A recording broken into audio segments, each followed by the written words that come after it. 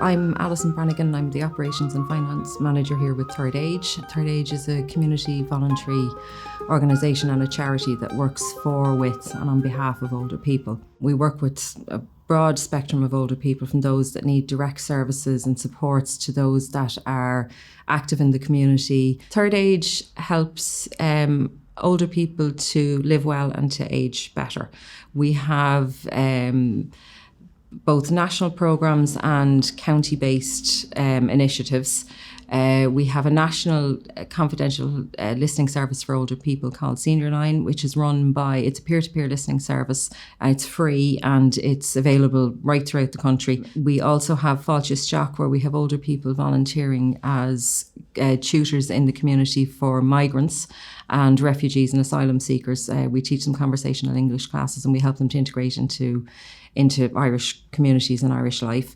We have Age Well, which is where older volunteers go into the homes of other older people who are frail, vulnerable, isolated, and we befriend them, but we also provide weekly screening and health monitoring. So the main aim of the programme is to keep people living in their own homes for as long as possible. We have a range of activities, services, projects. So we have direct health services like chiropody, we have audiologists, we have reflexology, aromatherapy, we have activity classes, movement to music, cherobics, and we have the Way We Wear project.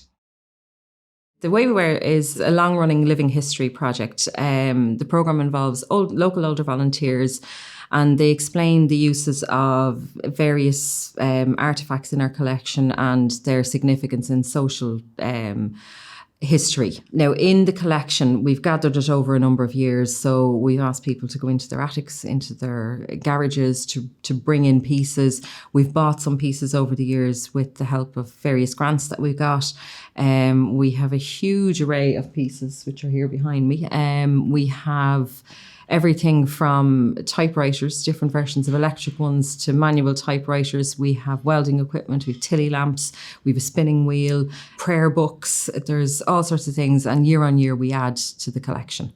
It ran for a number of years as a small project for local schools around County Meath, where we'd travel to the schools, we'd pack our bus up with all the pieces and volunteers, and we'd head into the schools and show off the pieces of the collection. And school children, both primary and secondary, would have a chance to ask the volunteers what the various items were used for and what was the history behind them. And that's basically how the project started. With the onset of COVID-19, that just wasn't possible anymore. So we needed to think outside the box. We spoke to the Heritage Officer at Meath County Council, and between the Heritage Officer and ourselves, we came up with an idea around filming the project. The idea of filming the 14 videos as part of this project was to capture the passion and the knowledge of the volunteers, and that we're using object-based teaching to demonstrate their uses to children in various levels of schooling, whether it's primary or secondary schooling, and telling them about the past and their history and their heritage.